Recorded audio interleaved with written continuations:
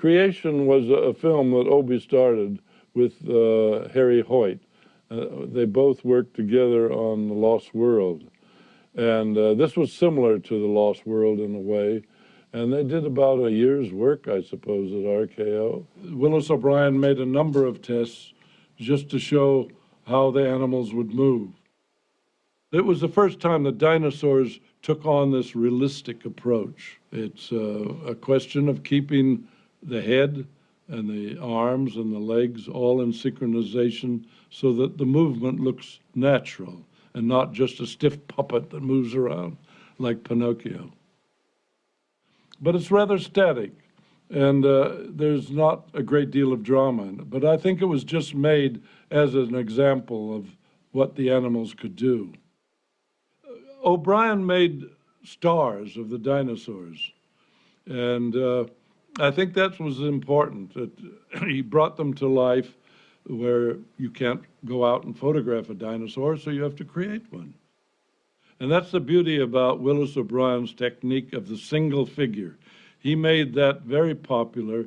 How many people remember who was in The Lost World, but they remember the dinosaurs? And here they combine live action with the animated character to show them in comparison with the live action. I worked with Obie about a year before. I knew pretty well what was in his mind. He liked dynamic things. He liked the spectacular, and he contributed enormously to the story values, which he seldom gets credit for. And when Cooper took over RKO, he saw the tests, but Marion Cooper, being a bigger-than-life character, felt there was no drama in just showing animals moving around.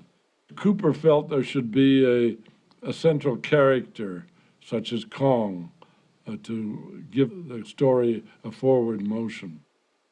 And he had always wanted to make a film about a giant gorilla. But when he saw all of Obie's creation, he saw where they could be incorporated. And Obie had convinced him that Kong could be made in the same way.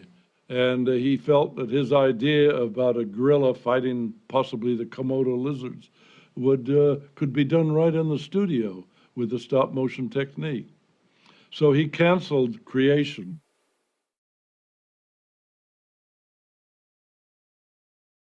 And I think the next scenes show a composite. Obie liked to do a lot of them in the camera, saving the cost of building sets. There's a bird flying over the river.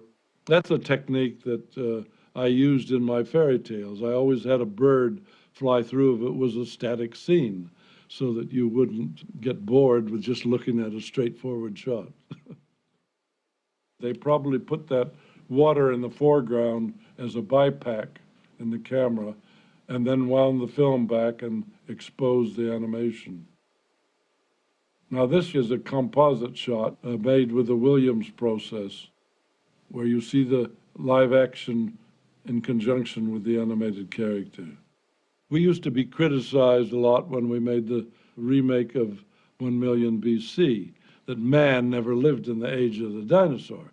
Well, every year you hear a new theory that man went back more than 1 million years ago. If you don't have humans with the dinosaurs, you have no size comparison, you have no drama, so we have to take that liberty.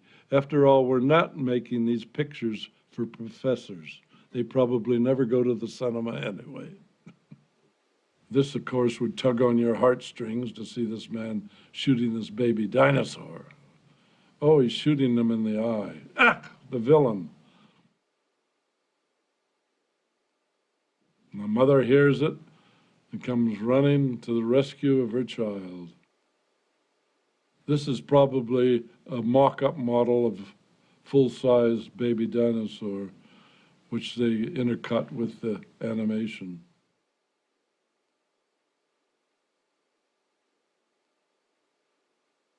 A lot of scenes from Creation, designs from Creation, actually filtered into King Kong. So I think if Creation hadn't been started, probably a lot of King Kong would be very different than what we finally saw.